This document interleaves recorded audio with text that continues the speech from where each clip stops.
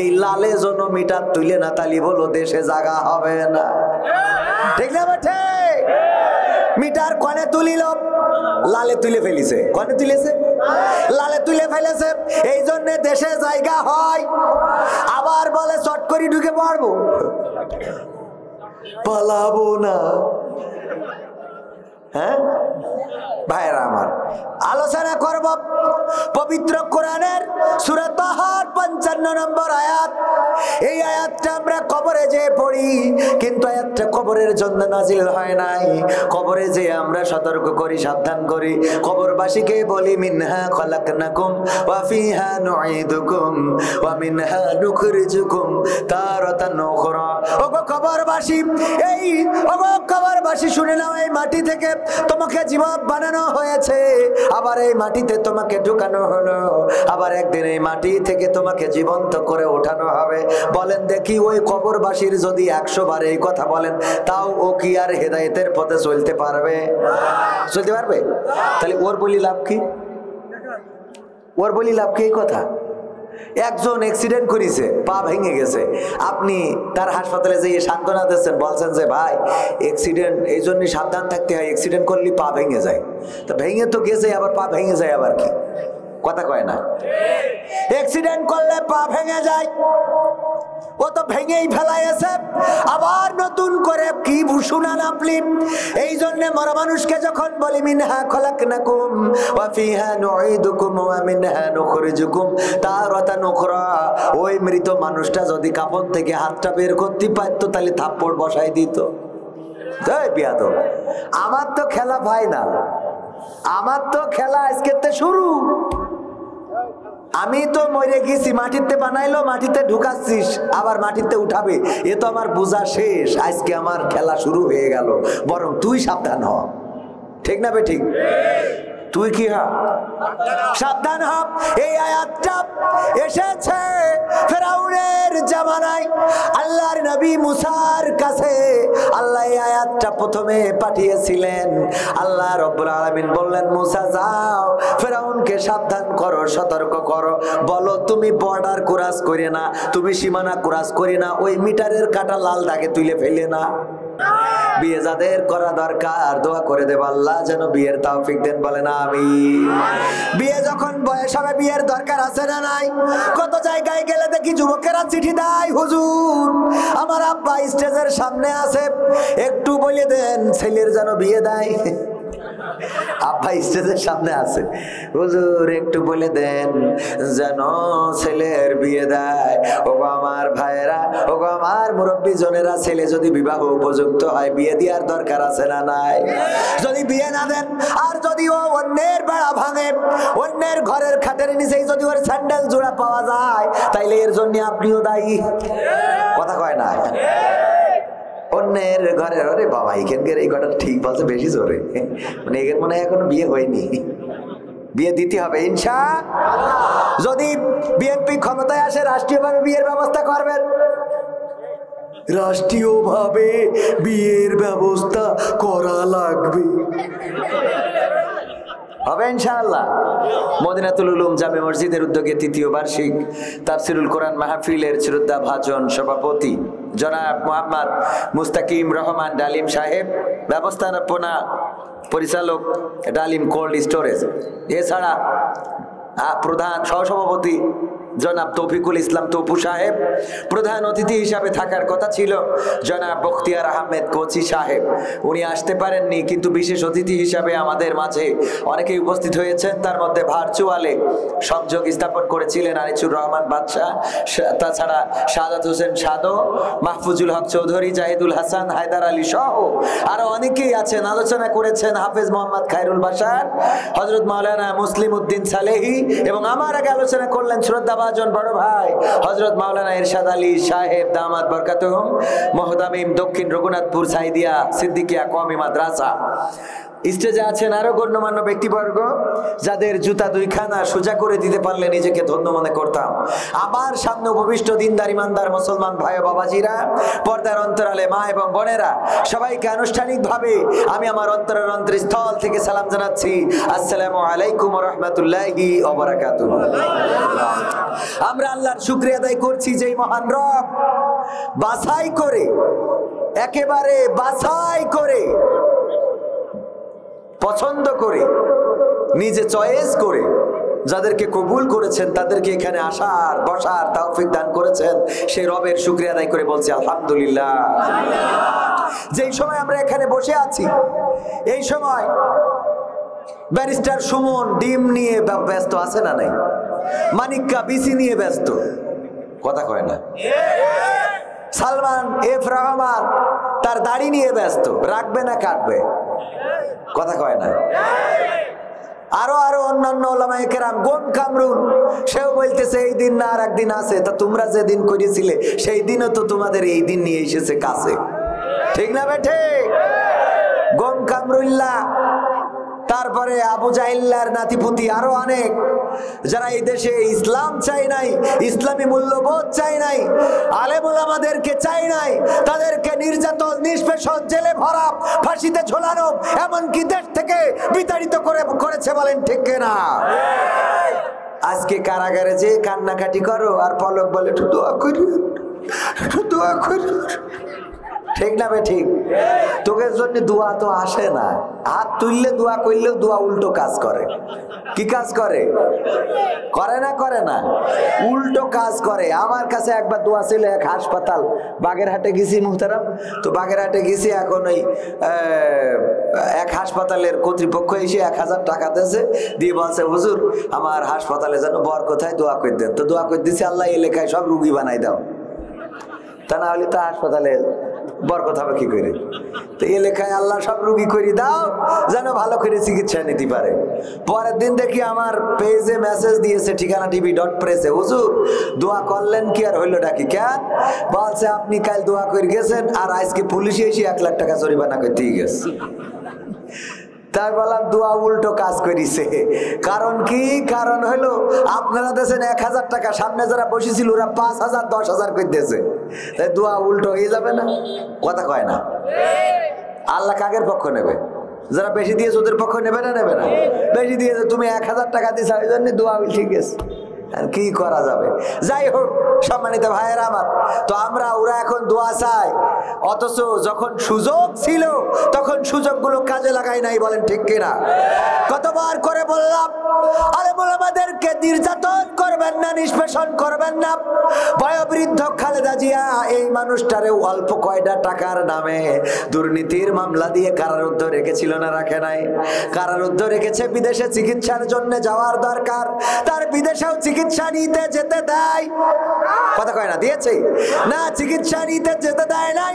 শুধু তাই নয়, আলেম ওলামাদের হাতে হাত করা, পায়ে ডান্ডা বেড়ি এমন ভাবে পরিয়েছে, পালানো তো দূরের কথা, নিজেরা ঠিক মতো হাঁটতেও পারে না। তাদের রিমান্ডে নিয়ে এমন নির্যাতন করা হয়েছে যে রিমান্ড থেকে যখন বের হয়েছে হাঁটার মতো শক্তিও ছিল, হাঁটার মতো শক্তি ছিল আলেম ওলামাদের? ছিল না। মামুনুল হক বাংলার বাঘ টাইগার, তার সাইজটা যেমন উঁচু লম্বা, দেখেছেন কিনা জানি না, সরাসরি যারা দেখেছেন তারা জানেন আহারে কেমন বড় মানুষ, অনেক সুঠাম দেহের অধিকারী। আমার মাহফিলে নিয়ে এসেছিলাম গত 27 অক্টোবর, এসেছিলেন আমাদের মাহফিলে। আমার মাহফিলের প্রধান বক্তা উনি ছিলেন, ঠিকানা তানজিমুল কোরআন ক্যাডেট মাদ্রাসা বলে আমি একটা মাদ্রাসা করেছি, সেই মাদ্রাসার উদ্বোধন উপলক্ষে উনি ছিলেন প্রধান বক্তা। বিশেষ বক্তা ছিলেন আমির হামজা এবং তৃতীয়তম ছিলেন আমাদের মাওলানা দেলোয়ার হুসাইন সাইদি রাহিমাহুল্লাহর সন্তান আলহাজ শামীম সাইদি সাহেব, এরপরে আরো অন্যান্য ওলামায়ে কেরাম। তাহলে বোঝেন কেমন মাহফিল। এই মাহফিলে নিয়ে এসেছিলাম, যেমন উঁচু তেমন, যেমন লম্বা তেমন আড়ে, অনেকেই বলে যেমন লম্বাই তেমন আড়ে। এই মানুষটাও যখন জেলখানায় গেল, এই মানুষটার হাতেও লাঠি দিতে হয়েছে না হয় নাই? সাপোর্টিং লাঠি দিয়ে হাঁটতে হয়েছে, আলেম ওলামাদেরকে নির্যাতন করা হয়েছে, নিষ্পেষণ করা হয়েছে, আলেমরা যেন এই দেশে থাকে না সেই চেষ্টা, সেই বন্দোবস্ত করা হয়েছে। বলেন ঠিক কিনা? আল্লাহ রাব্বুল আলামিন পরিকল্পনা করলেন, আর ওরাও পরিকল্পনা করলো। কার পরিকল্পনা বড়? কার পরিকল্পনা সাকসেস হয়? আল্লাহর পরিকল্পনা সাকসেস হয়ে গেল। ছোট ছোট বাচ্চা শিশুরা রাজপথে দাঁড়ালো, আর ছোট ছোট বাচ্চা শিশুদের দিয়ে বিজয় এনে দিল। যেমন আব্রাহার থেকে আল্লাহ কাবা ঘরটাকে রক্ষা করেছিল। বলেন ঠিক কিনা? কাবা ঘরটা যখন ভাঙতে আসলো, আব্রাহার বাহিনী আব্দুল মুত্তালিবের উটগুলো দখল করে নিয়ে গেল। আব্দুল মুত্তালিব ফিরে চলে গেল। আব্রাহার তাবুতে যেয়ে বলল, আব্রাহা, তোমার সৈন্য বাহিনী আমার উট দখল করে এনেছে। আব্রাহা বলল, ও আব্দুল মুত্তালিব, আমি শুনেছি এই কাবা ঘর তুমি দেখাশোনা করো, এই কাবা ঘর রক্ষণাবেক্ষণের দায়িত্ব নাকি তোমার, তুমি নাকি কাবা ঘর দেখভাল করো, অথচ তোমার উট আমি দখল করার কারণে আমার কাছে এসে উট ফেরত চাইলা, কিন্তু কাবা ঘর নিয়ে একটা কথাও তুমি বললা না। আব্দুল মুত্তালিব কে ছিলেন? রাসূলের দাদা। তখন রাসূল জন্মগ্রহণ করে নাই, মায়ের গর্ভে ছিলেন, মা আমিনার গর্ভে ছিলেন, আর মাত্র 50 দিন পরে জন্মগ্রহণ করবেন। কোন বর্ণনায় এসেছে 7 দিন পরে আল্লাহর রাসূল ভূমিষ্ঠ হয়েছিলেন। এই সময়টাই কাবা ঘর ভাঙার জন্য আসলো আব্রাহা। কারণ কি? কারণ সে কাবার বিকল্প আর একটা কাবা বানিয়েছিল। এই কাবার বিকল্প কাবা ইবাদত করার জন্য বলল। যখন মানুষেরা গেল না, বরং তার গির্জায় যে পায়খানা করে আসলো, তখন সে ক্ষিপ্ত হয়ে হাতি নিয়ে আসলো কাবা ঘর ভাঙার জন্য। আব্দুল মুত্তালিবের উটগুলো দখল করে নিয়ে গেল। আব্দুল মুত্তালিব বললেন, আমার উটগুলো ফেরত দাও। আব্রাহা বলল, আব্দুল মুত্তালিব, তুমি কাবা ঘর দেখভাল করো, তুমি উটগুলো ফেরত চাইলা, কিন্তু কাবা নিয়ে কোনো কথা বললা না।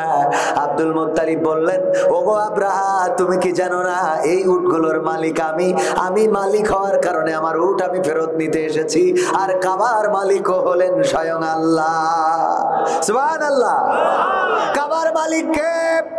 আমি যেমন আমার উটগুলো ছাড়িয়ে নিয়ে যাচ্ছি তোমার সৈন্যবাহিনীর কাছ থেকে, তেমন আল্লাহর যদি প্রয়োজন হয় তাইলে আল্লাহ তার কাবাটা তোমার সৈন্যবাহিনী থেকে রক্ষা করে নেবেন। বলেন সুবহানাল্লাহ। আল্লাহ রক্ষা করেছে না করে নাই? আল্লাহ রক্ষা করলেন কি দিয়ে? আলাম তারা কাইফা ফাআলা রাব্বুকা বিআসহাবিল ফিল। আল্লাহ রাব্বুল আলামিন নবীকে স্মরণ করিয়ে দিয়ে বললেন, ওগো নবী, আপনি কি দেখেননি আমি হস্তি বাহিনীর সাথে কেমন আচরণ করলাম? আমি তাদের উপরে প্রেরণ করলাম ঝাঁকে ঝাঁকে পাখি, আর তারা নিক্ষেপ করলো ছোট ছোট কঙ্কর, ছোট ছোট পাথর, আর এই ছোট ছোট পাথর দিয়ে আমি তাদের চক্রান্ত নস্যাৎ করে দিলাম। তাদের এমন অবস্থা করে দিলাম যে তারা পশুর চিবানো ভুসির ন্যায় হয়ে গেল। বলেন সুবহানাল্লাহ। আল্লাহ রক্ষা করেছে না করে নাই? ফিরআউনের হাত থেকে মুসা আলাইহিস সালামের বাহিনীকে রক্ষা করেছে না করে নাই? কেমন করে রক্ষা করলেন? মুসার বাহিনী বলছে, ওগো মুসার সাহাবীরা বলছে, ওগো মুসা, আর বাঁচার কোন রাস্তা রইল না। মুসা আলাইহিস সালাম বললেন, কেন রাস্তা রইল না? কারণ সামনে পানি আর পিছনে ফিরআউনের বাহিনী। ঠিক না বে ঠিক? সামনে পানি, পিছনে কি? আর আমার বোনেরা বলেছিল সামনে স্বাধীনতা, পিছনে পুলিশ। মনে আছে না নাই? আমার বোনেরা বলল সামনে স্বাধীনতা, পিছনে পুলিশ, সুতরাং স্বাধীনতার দিকে এগিয়ে যাব। যখন এমন দৃঢ় ঈমান থাকে, তখন তাদের বিজয় কেউ ঠেকাতে পারে? কথা কয় না? পারে? পারে নাই সেই বিজয় ঠেকাতে। ওগো আমার ভাইয়েরা, মুসা আলাইহিস সালামের বাহিনী, মুসা আলাইহিস সালামের সাহাবীরা ভেঙে পড়লো, বলল, মুসা আমাদের বিপদে ফেলে দিলে। কিন্তু মুসা আলাইহিস সালাম ভেঙে পড়লেন না, কারণ তিনি জানতেন অভিভাবক হিসাবে আছেন কি? অভিভাবক হিসাবে আছেন কে? আল্লাহর চেয়ে উত্তম অভিভাবক কি আর কেউ হতে পারে? আল্লাহকে যারা অভিভাবক মেনেছে, তারা ফাঁসির কাষ্টে হাসতে হাসতে গিয়েছে, জেলখানায় হাসতে হাসতে গিয়েছে, রিমান্ডেও হাসতে হাসতে গিয়েছে, বরং তারা জানে আমাদের সব জায়গায় অভিভাবক কি। আর যারা আল্লাহকে অভিভাবক মানে না, তারা তাড়াতাড়ি করে হেলিকপ্টার নিয়ে কোথায় গিয়েছে? দাদার দেশে। কোথায়? কারণ অভিভাবক হিসাবে যারা আল্লাহকে মানে, আল্লাহ দাদা বাংলাদেশে আছে না নাই? কিন্তু দাদাকে যারা অভিভাবক মানে দাদা কি বাংলাদেশে আছে? কথা কয় না আছে? দাদা বাংলাদেশে নাই। ওগো আমার ভাইরা কষ্ট হচ্ছে নাকি? শেষ করে কি দেব না আর একটু শোনাবো? আর একটু সামনে যাব? শুনবেন? থাকবেন? কতক্ষণ থাকবেন? সারা রাত? আপনারা থাকেন আমি চলে যাব মানে? আপনারা থাকবেন। সারা রাত থাকতে চাইলে আমি আপনাদের জোর করবো কেন? আপনাদের জোর করবো কেন? সারা রাত যে যা থাকতে চান থাকবেন। আজকালকের ছেলেরা বই নিয়ে আর বসে না, ও বাবা গুগলে সার্চ করিয়া পড়ি। ঠিক না বেঠে? ওরে একালের মেয়েরা কোরআন হাদিস ধরে না, আমার দিনাজপুরের মা বোনেরা এখন কোরআন হাদিস পড়ে না। ও আল্লাহ, টিকটকে ভিডিও ওরা করে তো নাকি দিনাজপুরে করে না? এনেও করে মানে কি বলবো? থাকবেন? যে কথা বলছিলাম, অভিভাবক যদি আল্লাহকে মানেন, শীতের রাত উজু করতে থরথর করে কাঁপুনি দেয়, হঠাৎ করে সান্ত্বনা হলো আমার রবের সন্তুষ্টির জন্য আমি উজু করছি, বলেন শীত কি আর থাকে? কম্বল থেকে বেরোতে মন চায় না। শয়তান বলে আর একটু ঘুমা, আর একটু পরে যাস। ঠিক না বেঠিক? শয়তান বলে আর একটু ঘুমা। শয়তানের ধৈর্য, এত ধৈর্য। আমি আমার যারা ছাত্র আছে তাদেরকে বলি, শোনো, তোমাদের ধৈর্যটা হতে হবে শয়তানের মতো, আর সাহসটা হতে হবে মশার মতো। ধৈর্য হতে হবে কার মতো? ধৈর্য শয়তানের মতো। কেমন শয়তানের মতো? যদি আমার ভাই কাউকে নামাজের জন্য দাওয়াত দেয়, 1 দিন দিল, 2 দিন দিল, 3 দিন দিল, 5 দিন দিল, 10 দিন দিল, এরপরেও যদি মসজিদে আসে না, বলেন উনি আর কি দাওয়াত দেবে? দূর হ, তুই যা নামে যা। ঠিক না বে ঠিক? বরং যদি পরে মসজিদে আসে, রাগ দেখা, তুই আইসি কি করতি? বলবে না যে তোর এত করি ডাকলাম তুই আসলি না? তাহলে কি ধৈর্য আছে আমাদের? আর শয়তান দেখেন একেবারে আপনার শিশুকাল থেকে বৃদ্ধকাল পর্যন্ত আপনার পিছনে লেগে আছে যেন আপনি নামাজ না পড়েন। একদিনও ছেড়ে যায় নাই। ঠিক না বেটি? একদিনও ছেড়ে যায় নাই। শয়তান লেগে আছে যেন নামাজ না পড়েন, যেন কোরআন না পড়েন, যেন কোরআন না শোনেন। শয়তান এমন কি মৃত্যুর আগ পর্যন্ত চেষ্টা করে যে ওর কি করে আমার প্রস্রাব খাওয়ানো যায়। ঠিক না বেঠিক? তাহলে ওর ধৈর্য আছে না নাই? এমন তো হয়নি আমার ভাইজান নামাজ পড়া শুরু করেছে, শয়তান 3 দিন 4 দিন ধরে ধোঁকা দিলে, কিন্তু কাজ হয়নি বলে শয়তান বলছে যা তুই নামাজ পড়ি বেড়া, আমি আর তোর ধোঁকা দেবো না। বলে এই কথা? কোনোদিন বলে নাই। তার মানে ধৈর্য কার? শয়তানের। আর সাহস বেশি কার? মশার। কেমন সাহস? আপনার একটা থাপ্পড়ে সে মারা যাবে এটা জানে, তারপরেও কানের কাছে এসে বলে মকসেদ কি খবর, ঘুমাইছিস না জেগে? ঠিক না বেটি? মকসেদ জেগে আসো নাকি ঘুমাইছো? এই কথা বলে তারপরে আপনার রক্তটা চুষে নেয়। এর মতো সাহসী প্রাণী আমি আজ একটাও পাইনি। এবং আরো একদিক থেকে সাহস দেখেন, আমাদের চিড়িয়াখানায় উল্লুক, ভাল্লুক, বাঘ, সিংহ সবকিছু আছে না? যত হিংস্র প্রাণী আছে সব জেলখানায় আমরা খাঁচা বানায় ভরে রাখিছি না, রাখি নাই? কিন্তু মশা এত ভীতিকর প্রাণী যে আমরা ওদেরকে সব খাঁচায় ভরলাম, আর মশার ভয়ে আমরা নিজেরা খাঁচার মধ্যে ঢুকি। ঠিক না বেঠে? মশার ভয়ে আমরা খাঁচার মধ্যে। সাহস আছে না নাই? ওগো আমার ভাইয়েরা, আমি আলোচনা করব সূরা তাহার 55 নম্বর আয়াতে কারিমা তেলাওয়াত করেছি। মিন্নাহা খালাকনাকুম ওয়া ফিহা নুঈদুকুম ওয়া মিনহা নুখরিজুকুম তারাতান উখরা। এই আয়াতটা আমাদের মুখস্থ আছে না নাই? আমরা এই আয়াতটা পড়ি কোথায়? অথচ আমরা এই ভুলটা করি। এই আয়াত কবরে পড়ার জন্য নাজিল হয় নাই, এই আয়াত কবরবাসীদের শোনানোর জন্য নাজিল হয় নাই। এই আয়াতটা আর কবরের কাছে পড়া লাগবে না। কোন জায়গায় পড়া লাগবে ওইটা আজকে যশোরতে আইছি শিখাই রেখে যাব। শিখবেন? কারণ আমরা যদি ভুল করি, আমরা যদি ভুল করি তার মাসুল আছে না নাই?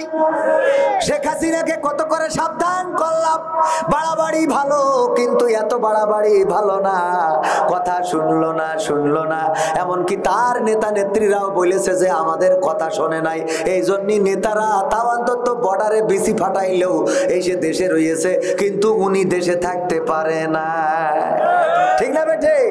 কারণ বাড়াবাড়ি সীমা অতিক্রম করেছে। ঠিক না বেটে? বাড়াবাড়ি সীমা অতিক্রম করলে দেশে জায়গা হবে, এই দেশে কেন জমিনের বুকেও জায়গা হবে না।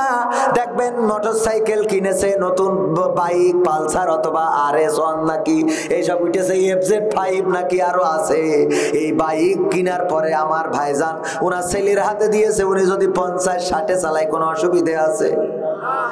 কিন্তু যদি ও করে গিয়ার দেয় এই রাস্তায় যদি 300 তোলে, হয় পাতালে নাই কানে হাসপাতালে, হয় পাতালে না হয় এই ছাড়া আর কোথাও পাওয়া যাবে? কবির বিন সামাদ এক্সকরলাম, এই যে রাস্তা 50-60-এও চালানো যায় না, ওই গাড়ি যদি এখন 120-এ চালায়, বলেন দেখি আমার পাতালে না হাসপাতালে পাওয়া যাবে? এই দুই জায়গার কোন এক জায়গায় পাওয়া যাবে, হয় পাতালে চলে যাব না হয় হাসপাতালে চলে যাব। তেমনি সীমা অতিক্রম যারা করে, মোটরসাইকেলেও দেখবেন, গাড়িতে দেখবেন মিটার 80 পর্যন্ত সবুজ অথবা 60 পর্যন্ত সবুজ, তারপরে হলুদ, তারপরে লাল আছে না নাই? যে লাল ওই জায়গায় দেখাই দিলে যে হাসিনা, এই লালের জন্য মিটার তুলে না তালি বলো দেশে জায়গা হবে না। ঠিক না বেঠে? মিটার কনে তুলিল, লালে তুলে ফেলিছে। কনে তুলেছে? লালে তুলে ফেলেছে, এই জন্য দেশে জায়গা হয়। আবার বলে চট করে ঢুকে পড়বো, পালাবো না। হ্যাঁ ভাইরা আমার, আলোচনা করব পবিত্র কোরআনের সূরা তাহার 55 নম্বর আয়াত। এই আয়াতটা আমরা কবরে যে পড়ি, কিন্তু আয়াতটা কবরের জন্য নাজিল হয় নাই। কবরে যে আমরা সতর্ক করি, সাবধান করি, কবরবাসীকে বলি মিনহা খলাকনাকুম ওয়া ফিহা নুঈদুকুম ওয়া মিনহা নুখরিজুকুম তারাতান উখরা।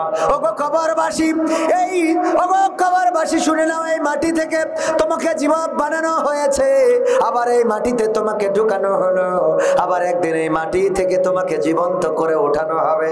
বলেন দেখি ওই কবরবাসীর যদি 100 বার এই কথা বলেন, তাও ও কি আর হেদায়েতের পথে চলতে পারবে? চলতে পারবে? তাহলে ওর বলি লাভ কি? ওর বলি লাভ কি? এই কথা, একজন অ্যাক্সিডেন্ট করেছে, পা ভেঙে গেছে, আপনি তার হাসপাতালে যেয়ে সান্ত্বনা দিচ্ছেন, বলছেন যে ভাই অ্যাক্সিডেন্ট এই জন্য সাবধান থাকতে হয়, অ্যাক্সিডেন্ট করলে পা ভেঙে যায়। তো ভেঙে তো গেছে, আবার পা ভেঙে যায় আবার কি?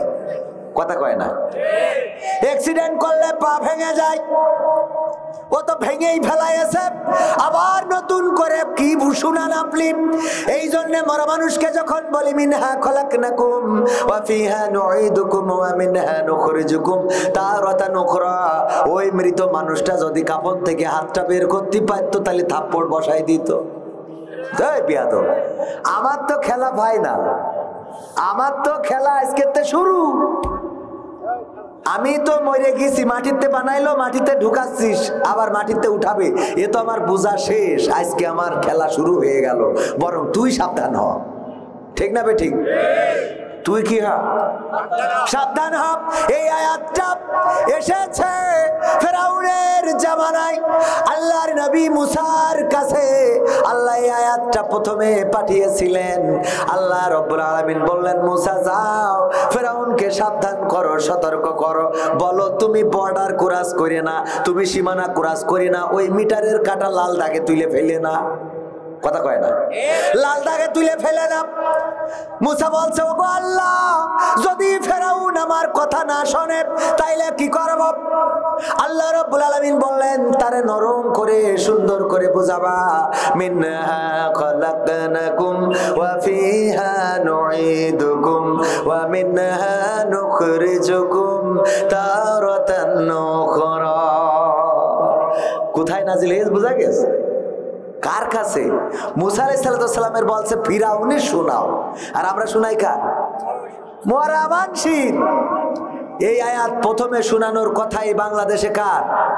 শেখ হাসিনার। বোঝা গেছে? মিনহা খালাকনাকুম ওয়া ফিহা নুঈদুকুম ওয়া মিনহা নুখরিজুকুম তারাতান উখরা। ওগো শেখ হাসিনা, কেন এত বাড়াবাড়ি করো, কেন এত পিটাপিটি করো, কেন এত খুন করো, গুম করো, কেন এত ফাঁসির কাস্টে ঝুলাও, কেন এত মানুষের নামে মামলা দাও, কেন এত মানুষের নির্যাতন নিষ্পেষণ করো, কেন এত মানুষের ধরো মারো, পিতার সন্তান হারা করো আর সন্তানকে পিতা হারা করো, মায়ের কোল খালি করো। ওই যে কাঁদে আবু সাইদের মা রংপুরের মাটিতে বুকটা পেতে দিয়েছিল, পুলিশের কাছে বুক পেতে দিল, বিশ্বাস ছিল এই বুকে পুলিশ গুলি করবে না, কিন্তু এত স্বৈরাচার, এত এত বড় জঘন্য বাংলাদেশের এই বাহিনীটারে বানাই ফেলেছিল যে পুলিশ ওই বুকে গুলি করতে কার্পণ্য করে নাই, ঠাস ঠাস করে গুলি করে দিল। প্রথম গুলি পাওয়ার পরে আবারও বুকটা মেলে ধরলো, চিতিয়ে ধরলো, আবারও গুলি করলো। আমার আবু সাইদের মায়ের কোল খালি হয়ে গেল, বাবার কোল খালি হয়ে গেল। আমার মুগ্ধ যখন পানি দিয়ে বেড়াচ্ছিল, পানি লাগবে পানি, কে পানি নিবা, কার পানির দরকার, আমার কাছে পানি আছে, আছে বিস্কিট, কে নিবা, কে ক্লান্ত আছো, কে পিপাসার্ত আছো। আরে সেই নবীর সাহাবার যুগের মতো কোন এক যুদ্ধে আল্লাহর নবীর সাহাবীরা আহত হয়ে রয়েছেন। একজন চিৎকার করে বললেন, একটু পানি কি দেয়া যায়? কেউ কি আছো আল্লাহর বান্দা, একটু পানি যদি পান করাতে? একজন সাহাবী তাড়াতাড়ি করে পানি নিয়ে দৌড়ে আসলেন তার কাছে।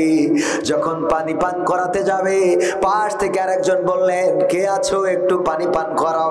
এই লোকটি বলল, আমার পানি খাওয়ানোর দরকার নাই, আমার পানি পান করানোর দরকার নাই, ওই সাহাবীকে আগে পানি পান করাও, আমার থেকে তার প্রয়োজনটা বেশি।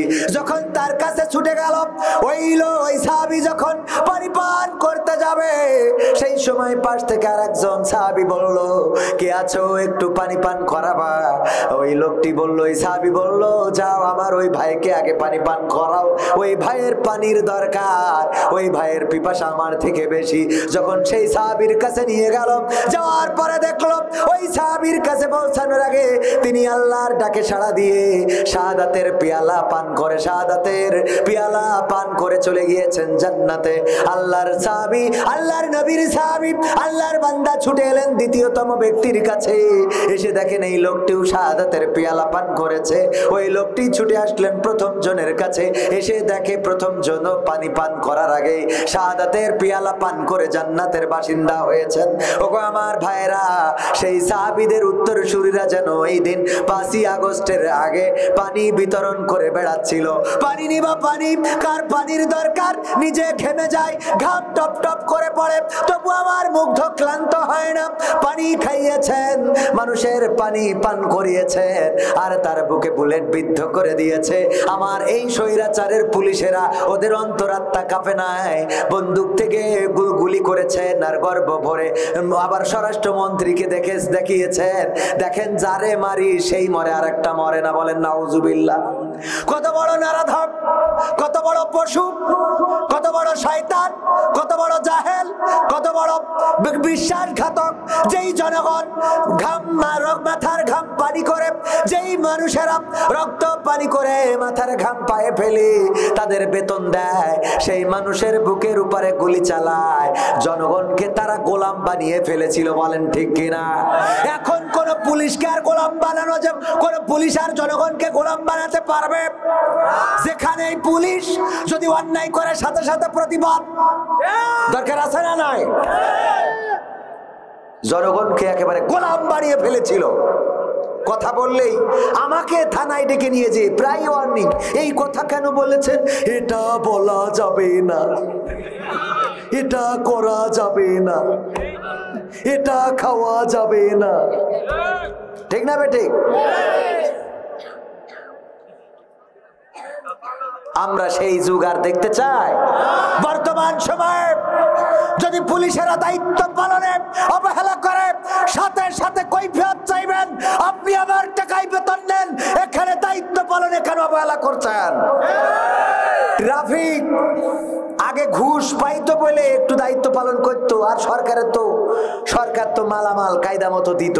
এখন দাঁড়ায় থাকে, বাদাম খায়, তাও রাস্তায় জ্যাম পড়ি থাকে, কথা কয় না। ওইগুলো দালাল পুলিশ। কি পুলিশ?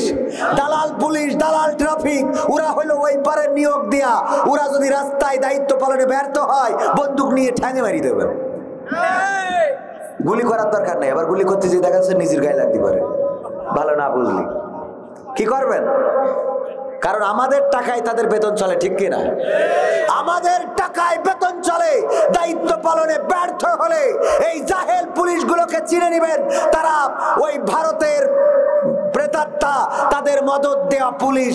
সুতরাং এই পুলিশগুলো বাংলাদেশে তাদের চাকরি করার কোনো অধিকার নাই। বাংলাদেশে চাকরি করতে হলে জনগণের হয়ে চাকরি করতে হবে, বলেন ঠিক কিনা? তুমি জনগণের হয়ে চাকরি করবা না, আর জনগণ তোমারে বেতন দেবে। তুমি তোমার শেখ হাসিনা তাহাজ্জুদের নামাজ পড়ে ভোট নিয়ে তাই টিকতে পারেনি, কথা কয় না। আর বর্তমান যারা এসেছে এরা তো মোট ভোট নিনি, টিকতে পারবে? কথা কয় না। তাহাজ্জুদের নামাজ পড়ি ভোট নিলে, তাই আমরা তাকে থাকতে দিলাম না। আর তুমি তো ফজরও পড়োনি, কথা কয় না। আর একটু যাবো সামনে, তাহলে আয়াতটা কোনে পড়তে হবে একটুখানি শোনাইছি, আরো একটু শোনাবো। আপনারা থাকবেন ইনশাআল্লাহ? থাকতে রাজি আছেন? শেষ পর্যন্ত থাকবেন কয়জন? একটু হাত দেখি, দেখি। লিল্লাহি তাকবীর, আল কোরআনের আলো, আল হাদিসের আলো, আমার নেতা তোমার নেতা, নারায়ে তাকবীর। অনেকেই হাত তুলেছেন, অনেকেই তোলেন নাই, কোনো দুঃখ নাই। এইবার বলেন চলে যাবেন কিরা কিরা? এবার হাত উঁচু করেন। চলে যাবেন কিরা কিরা শেষ করার আগে? চলে যাবেন কিরা কিরা শেষ করার আগে? চলে যাবেন কিরা কিরা? চলে যাবেন? আমরা যাবেন? কেউ যাবো? যাবো না তো? মাহফিলটা মসজিদের, ঠিক না বেঠে? মসজিদের মাহফিল আমি দাওয়াত নেওয়ার সময় বলে দিই, যাই করেন তাই করেন, 12টার মধ্যে শেষ করবো। এ ভাই, আপনি হাত তুলিলেন না? ওই জুব্বাওয়ালা, আপনি হাত তোলেননি থাকার জন্যে? আপনি মাদ্রাসার ছাত্র, জুব্বা পরা, এত সুন্দর মানুষ, হাত তুলে আবার চলে যাচ্ছেন, আপনি তো মুনাফেক হয়ে যাবেন। কি হবে? মুনাফেক কথা যা বলে কাজে তা পরিণত করে না। তো আপনি খামাখা মুনাফেক আছেন, মুতু লাগলে যাইতে পারেন। কারণ সবাই তো আটকে রাখা অনেকের অনেক সমস্যা থাকতে পারে। কিন্তু যদি মনে করেন যে না চলে যাব, তো চলে যাবো, তাহলে আমি জিজ্ঞেস করলাম যে যাবেন কিনা কিনা, হাত উঁচু করেন। হাত উঁচু করতেন, চলে যাবেন, ঠিক কিনা? কথার কাজের মিল থাকার দরকার আছে না নাই? আল্লাহ বলেন ইয়া আইয়ুহাল্লাযীনা আমানু লিমা তাকুলুনা মা লা তাফআলুন, ও ঈমানদারেরা এমন কথা বলো না যা তোমরা কাজে পরিণত করো না। কথাটা কার? চিল্লায়ে বলেন কথাটা কার? সেই আল্লাহর কথা মানার দরকার আছে না নাই? আছে। তাইলে আমরা শেষ না করে যাব না, আর বেশি সময়ও নেব না। আধা ঘন্টা সর্বোচ্চ থাকা যাবে ইনশাআল্লাহ? আধা ঘন্টা আমরা থাকতে পারবো ইনশাআল্লাহ? আল্লাহর নবীর সাহাবী বেলাল রাদিয়াল্লাহু তাআলা আনহু আল্লাহর নবী ইন্তেকাল করার পরে মসজিদে নববী ছেড়ে দিলেন, দূরে চলে গেলেন। মসজিদে নববী ছেড়ে দেওয়ার পরে হঠাৎ করে একদিন মদিনায় এসেছেন। কারণ কি? স্বপ্নে দেখেছেন আল্লাহর নবী বলছেন, ওগো বেলাল, তুমি দেখি আমার কথা ভুলে গেলে, আমার কথা কি তোমার মনে পড়ে না? বেলাল চিন্তা করলো রাসূলের রওজাটা জিয়ারত করে আসি। জিয়ারত করার জন্য যখন মদিনায় এলেন, মদিনাবাসী বলল, ওগো বেলাল, মসজিদে নববীতে আজান দাও, তোমার আজান শুনতে চায়। বেলাল বলল, মসজিদে নববীতে আজান দিতে বলো না, আমি আজান দিতে পারবো না। কেন পারবা না তা জিজ্ঞাসা করো না, আমি আজান দেব না। আল্লাহর নবীর নাতি ছিল হাসান এবং হুসাইন, দুইজন আল্লাহর নবীর নাতিরা এসে বলল, ওগো বেলাল, মসজিদ নববীতে আজান দাও।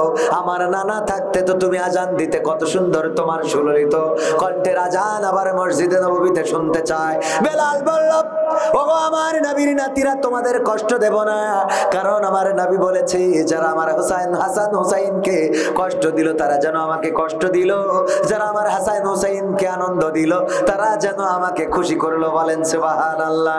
সুতরাং আমি তোমাদের কথা রেখে মসজিদে নববীতে আজান দেব। বেলাল রাদিয়াল্লাহু তাআলা আনহু আজান দেয়া শুরু করলেন। যখন বললেন আশহাদু আন্না মুহাম্মাদার রাসূলুল্লাহ, অমনি বেহুশ হয়ে পড়ে গেলেন। আল্লাহর নবীর সাহাবীরা সেবা করলেন, শুশ্রূষা করলেন। সেবা শুশ্রূষা করার পরে বেলাল রাদিয়াল্লাহু তাআলা আনহু হুঁশ ফিরে পাইলেন। তারপরে বললেন ওগো মদিনাবাসী, আমাকে আজান দিতে বলো না, আমি আজান দেব না মসজিদে নববীতে। বলল কেন আজান দিবা না? কি হয়ে গেল, কি ঘটে গেল, কেন বেহুশ হয়ে পড়ে গেলে? বেলাল বলল ওগো আল্লাহর নবীর সাহাবীরা শুনে নাও, ওগো মদিনাবাসী শুনে নাও, আমি ইসলামের প্রথম মুয়াজ্জিন ছিলাম, আল্লাহর নবীর নিযুক্ত করা মুয়াজ্জিন। আমি যখন আজান দিতাম তখন আজান দেওয়ার সময় যখন বলতাম আশহাদু আন্না মুহাম্মাদার রাসূলুল্লাহ, অমনি দেখতে পেতাম মেহরাবের পরে বসে আছে আল্লাহর রাসূল। কত সুন্দর চেহারা। ওগো আমার নবীর সাহাবীরা, আজকে যখন আমি এই শূন্য মেহরাবটা দেখেছি আজানের সময়, তখন সহ্য করতে পারি নাই, আমি বেহুশ হয়ে পড়ে গেছি। নবী শূন্য মসজিদে নববীতে আমি বেলাল আজান দিতে পারবো না। জোরে জোরে বলেন আল্লাহু আকবার। কতটা ভালোবাসতেন এই নবীকে, কতটা ভালোবাসতেন। আর সেই নবী ইন্তেকালের সময় কারো কথা বলেন নাই, সন্তানের কথা বলেন নাই, স্ত্রীর কথা বলেন নাই। সেই নবী ইন্তেকালের সময় উম্মতি উম্মতি বলেছেন এবং নামাজের কথা বলেছেন। বলেন ঠিক কিনা? জানেন না? জানেন না? সেই নামাজ পড়া হয় কোথায়? মসজিদে। সেই মসজিদের সাথে আমাদের সম্পৃক্ততা থাকার দরকার আছে না নাই? মসজিদের সাথে সম্পর্ক রাখার দরকার আছে না নাই? আমরা মসজিদের সাথে সম্পর্ক রাখবো কয়জন? হাত দেখি। লিল্লাহি তাকবীর। আল কোরআনের আলো, আল হাদিসের আলো। আমার নেতা তোমার নেতা, নারায়ে তাকবীর। মসজিদের সাথে সম্পৃক্ত রাখতে হলে আমরা নামাজি হওয়ার দরকার আছে না নাই? নামাজ কি আর ছাড়বো? না, নামাজ ছাড়বো না। রোজাটা ছেড়ে দেব না, রোজাও ছাড়বো না। আমরা যাকাতও দেব, হজও করব, টাকা থাকলে কিন্তু ন্যূনতম এই মসজিদের জন্য মাঝে মাঝে দান সদকার দরকার আছে না নাই? আছে না নাই? আপনার এই মসজিদের জন্য আমি ব্যক্তিগতভাবে শুরু করে দিতে চাই। আমার ক্যামেরা পারসনকে বলবো কিছু দিতে, কারণ আমার আল্লাহ পছন্দ করেন না যা মুখে বলো কাজে তা করো না। আমি কয়েকটা সঙ্গীত শোনাবো। আমার সঙ্গীতের বই আছে, বেসিক নলেজের বই আছে, আপনারা সংগ্রহ করতে পারবেন। সঙ্গীত শোনারও দরকার আছে না নাই? সঙ্গীত শোনাবো না? পর্দার অন্তরালে মা বোনেরা আছে, মা বোনদের জন্য একটু ওয়াজ করার দরকার। আমার মা বোনেরা এসেছেন, ওগো আমার মায়েরা, আল্লাহর নবী মেরাজ থেকে এসে বললেন ওগো আমাগো মহিলারা তোমরা বেশি বেশি সাদাকা করো, কারণ আমি দেখেছি অধিকাংশ নারীরাই জাহান্নামী। সাহাবীরা জিজ্ঞাসা করলো ওগো নবী কোন কারণে নারীরা জাহান্নামী? আল্লাহর নবী বললেন দুইটা কারণে। কারণ কয়টা? কারণ কয়টা? দুইটা কারণে জাহান্নামী। এক নম্বর কারণ হলো তারা সব এখন না, বসেন বসেন বসেন, আমি কাজ করি। এক নম্বর কারণ তারা স্বামীর নাশুকরি করে। কি করে? স্বামীর নাশুকরি করে, স্বামীর প্রতি কৃতজ্ঞ না। এরকম স্ত্রী আছে না নাই? স্বামী যাই করে পছন্দ হয় না, স্বামী যে শাড়ি কেনে পছন্দ হয় না, স্বামী যে থ্রি পিস কেনে পছন্দ হয় না, স্বামী যে মাছ কেনে ওটাই নাকি কাটা বেশি, স্বামী যে ওল কেনে ওটাই নাকি গাল চুলকায়। এরকম আছে না নাই? আর মকসেদ যেটা কেনে ওইটা খুব ভালো, দেওর যেটা, এই জন্য গান গায় ওরে স্বামী আমার যেমন তেমন, দেওরাই আমার মনের মতন। আছে না নাই? স্বামী ওর যেমন তেমন, দেওরা ওর মনের মতন। এমন নারী আছে না নাই? আছে। আসতে বলেন কেন? ভয় করে? ওরে আমার ভাইরা, এক নম্বর হলো না শুকরি করে, স্বামীর কোনো কিছু পছন্দ হয় না, মকসেদের সাথে ভিডিও কলে কথা বলে, তুমি এতদিন পরে আমার কথা তোমার মনে পড়লো, ওরে মজা করে। আর যখন স্বামী ফোন দেয় মালয়েশিয়া থেকে, এই এত কল দাও কেন, এত কল দাও কেন, তোমার কাজ করা লাগে না, খালি কল দাও, ঠিক না ঠিক? আবার বল্টুর কাছে, হ্যাঁ বল্টু ভাই এ চুলের কুত্তা কাটিং কোথা থেকে দিয়েছেন, এইবার দিন কিন্তু দিনাজপুরে নিয়ে যেতে হবে বাইকের পিছনে করে, আছে না নাই? আরো দাঁতে বাইল দেয় আর বলে খেলা হবে, ঠিক না বেঠে? খেলা হবে। ওগো আমার মায়েরা বোনেরা, এমন হওয়া যাবে না। এক হুজুর আমার ভাইয়ের মতো বুদ্ধি করেছে, একবার স্ত্রী সব সময় যায় আনে, ওর পছন্দ হয় না, কিন্তু পাশের বাড়ি দেওররা, পাতানো দেওররা, খালাইতো দেওররা, ওরা যা আনে ওর পছন্দ হয়। এই জন্য বুদ্ধি করে দিনাজপুর থেকে একটা শাড়ি কিনেছে, খুব সুন্দর একটা শাড়ি। কেনার পরে এসে ডাইনিং টেবিলের উপরে রেখেছে, রাখার পরে স্ত্রীর বলছে, স্ত্রী রাতের খাবারটা দাও, খুব ক্ষুধা লেগেছে। স্ত্রী খাবার দেয় আর ডাইনিং টেবিলে ওই শাড়ির দিকে খালি চোখ যায়, শাড়িটা কার, শাড়িটা কার, ঠিক না ঠিক? নারীদের খালি ওদের উসখুস মন যে কি হচ্ছে কি ঘটছে, কোনো বাড়ি যদি কোনো চিল্লানো শুরু হয়, ও ভাত ফাইলে ঠিক আগে হাঁটা দেবে, কি হচ্ছে দেখে আসছে আগে, ঠিক না ঠিক? তারপরে ছোট্ট ঘটনা এমন ভাবে বুঝতে পারবো, অবু শুনেছিস কি হয়েছে? আল্লাহ এখনো শুনিসনি? না তো কি হয়েছে? আল্লাহ ওই মকসেদের মার জুতো ছিঁড়ে গেছে, মকসেদের মা জুতো ছিঁড়ে গেছে, তাই এমন ভাবে বললো মনে হইলো যে ডোনাল্ড ট্রাম্প আবার ক্ষমতায়। ও না, ডোনাল্ড ট্রাম্প তো এখন ক্ষমতায়, ঠিক না? যাই হোক, এখন ভাইয়েরা আমার তো বুদ্ধি করে উনি কি করিস, শাড়ি দিনাজপুর থেকে কিনে এনে ডাইনিং টেবিলে রেখেছে। স্ত্রী বলছে, স্ত্রী খাতি দাও, খাতি দাও, খাতি দিয়েছে, খালি শাড়ির দিকে চোখ যাচ্ছে বারবার, যে শাড়িটা আসলে কার। এক ফাঁকে বলেই বসলো শাড়ি কার। তা স্বামী বলতেছে, দেখো ওই শাড়ি আমার বন্ধু কিনেছে তার স্ত্রীর জন্য। বলছে, দেখো দিন শাড়ির কালারটা কত সুন্দর, রংটা কত ভালো, পায়টা কত চেটা, সুতোটা কত মিহি, কত সুন্দর শাড়ি। আর তুমি যা কেন তাকে পরা যায়? আমার আব্বা কার সাথে যে বিয়ে দিয়েছে, আমি বলে তোমার সংসার করছি, অন্য লোক হলি তালাক দিয়ে হাঁটা দিত, আছে না নাই?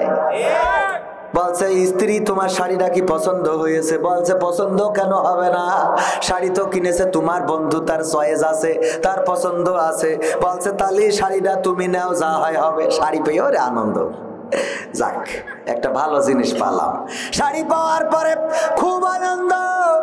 রাত্রে শোয়ার সময় আমার ভাইজান বলছে, বিবি গো শাড়িটা কি তোমার পছন্দ হয়েছে? বলছে, দেখো অনেকদিন পরে একটা পছন্দের মতো জিনিস তুমি এনেছো, তবে এটা যদি তুমি কিনতে তাইলে এত ভালো হতো না, তোমার বন্ধু কিনেছ বলে এত সুন্দর, রংটা ভালো, পাড়টা সুন্দর, কালারটা ঠিক আছে, সুতোটা মিহি আছে। বলছে, ও গো আমার স্ত্রী, বলা যায় না, কালকেই তো খবর দেশের বাসিন্দা হয়ে যেতে পারি, আজকে কথাটা বলে শুই। দেখো এই শাড়িটা আমি তোমার জন্য নিজে চয়েস করে কিনেছি। বলছে, তাহলে এর রং থাকবে না, তাহলে এর এই জাতীয় যদি অকৃতজ্ঞ স্ত্রী হয়, ওর কি কোনো পালি সোজা করা সম্ভব? জাহান্নামে যাওয়ার এক নম্বর কারণ কি? স্বামীর প্রতি অকৃতজ্ঞ, জানে পছন্দ হয় না, জানাই পছন্দ হয় না। আর দুই নম্বর কারণ বলবো, কিন্তু তার আগে আমি 500 টাকা এই মসজিদে আমি শুরুটা করে দিলাম, এই মসজিদের সাথে সম্পৃক্ত রাখার জন্য। যদি প্রেম করেন, কাউরে ভালোবাসেন, তাইলে ভালোবাসতে গেলি শুধুমাত্র যদি বলেন আই লাভ ইউ, না সাথে 3 পিসও দিয়া লাগে। 3 পিস লাগে না? লাগে না? লাইলাতুল ফেব্রুয়ারিতে 3 পিস কিনে নিয়ে যাওয়া লাগে না? লাগে না? খালি তাহাজ্জুদ পড়লে হয় না, মাঝে মাঝে নিয়ে যেতে হয় কফির দোকানে, চায়ের দোকানে, আর সেখানে যে খাওয়াইতে হয় 20 টাকার কফি 300 টাকা দিয়ে তারে খাওয়াইতে হয় না? হয় না? সুতরাং যারে ভালোবাসো তারে পাওয়ার জন্য কিছু খরচ করার দরকার আছে না নাই? এই মসজিদের জন্য 10,000 টাকা, 5,000 টাকা টাকা, 20,000 টাকা, 50,000 টাকা দেওয়ার মতো কোন আল্লাহর বান্দা কি আছেন? আমি মুসাফির মানুষ, দোয়া করে দেব। ওগো আমার ভাইরা, কেউ আমরা উঠে চলে যাব না। আমি কয়েকটা সঙ্গীত শোনাবো। এই বইয়ের মধ্যে 100টারও বেশি সঙ্গীত রয়েছে। মুসলমানে মুসলমানে দ্বন্দ্ব করা চলবে না, সীসা ঢালা প্রাচীর হবে, কখনো তা টলবে না। তবেই শান্তি পাবে, অশান্তি দূর হবে। তবেই শান্তি পাবে, অশান্তি দূর হবে। কেউ আর মুসলমানের বাজে কথা বলবে না। মুসলমানে মুসলমানে দ্বন্দ্ব করা চলবে না, সীসা ঢালা প্রাচীর হবে, কখনো তা টলবে না। কে আওয়ামী, কে বিএনপি, কে জামাত ইসলাম, এটা আমাদের নয় পরিচয়, মুসলিম মোর নাম। কে আওয়ামী, কে বিএনপি, কে জামাত ইসলাম, এটা আমাদের নয় পরিচয়, মুসলিম মোর নাম। এ কথা মানলে পরে শান্তি আসবে ঘরে, এ কথা মানলে পরে শান্তি আসবে ঘরে। কেউ আর মুসলমানের বাজে কথা বলবে না। ঠিক না বেঠে? ঠিক না বেঠে? মুসলমানে মুসলমানে দ্বন্দ্ব করা চলবে না, সীসা ঢালা প্রাচীর হবে, কখনো তা টলবে না। কোন আল্লাহর বান্দা আছেন 5,000 টাকা মসজিদে দেওয়ার মতো? আসসালামু আলাইকুম হুজুর, ওবায়দুল কাদেরকে একটু ফোন কল করেন। ওর ফোন কল করবো, কেউ তো খুঁজি পাওয়া যাচ্ছে না, পালাবই না। 500 টাকা দিয়েছে মসজিদের জন্য। আমার ভাইজান 500 নাম কি? তার নাম কি ভাই আমার? হ্যাঁ, মোহাম্মদ আজমল ভাই 500 টাকা দিলেন। আল্লাহ দানকে কবুল করে নাও, নেখায়াত দিয়ে দাও। আপনজন যারা কবরে, কবরগুলো জান্নাতের বাগান বানাও, বলেন আমিন। অনেকের মা নাই, মা যদি থাকতো একটা শাড়ি কিনতে 1,000 টাকা লাগতো। বাবা যদি থাকতো একটা লুঙ্গি কিনতে 500 টাকা লেগে যেত। ওই মা বাবার জন্য, মা বাবার নামে একটা শাড়ির দাম, একটা লুঙ্গির দাম দেওয়ার মতো কোন আল্লাহর বান্দা কি নাই? আমি মুসাফির মানুষ, দোয়া করে দেব। আল্লাহ চাইতো আমার দোয়ায় আল্লাহ কবরের আযাব মাফ করে দিতে পারে না? পারে না? মুসাফিরের দোয়া কবুল করেন কি? আমার দোয়া যদি কবুল না হয়, এখানে অনেক আল্লাহর বান্দা আছেন, অনেক পরহেজগার আছেন, মাদ্রাসার মুহতামিম আছেন, উলামায়ে কেরাম। ওগো আমার ভাইয়েরা, 5,000, 10,000, 15,000 টাকা দেওয়ার মতো 1,000, 2,000 কোন আল্লাহর বান্দা আছেন? 10 জন মানুষ অন্তত নাম লিখাইয়ে দেন। আল্লাহর ঘরের জন্য 2,000 করে টাকা দিবেন, এমন 10 জন মানুষ কি পাওয়া যাবে? আজ না দেন কাল, 1 মাস, 2 মাস, 1 বছরের মধ্যে দিয়ে দিবেন। কোন আল্লাহর বান্দা আছেন? 2,000 টাকা একজনও নাই? 2,000 টাকা দেওয়ার মতো কোন আল্লাহর বান্দা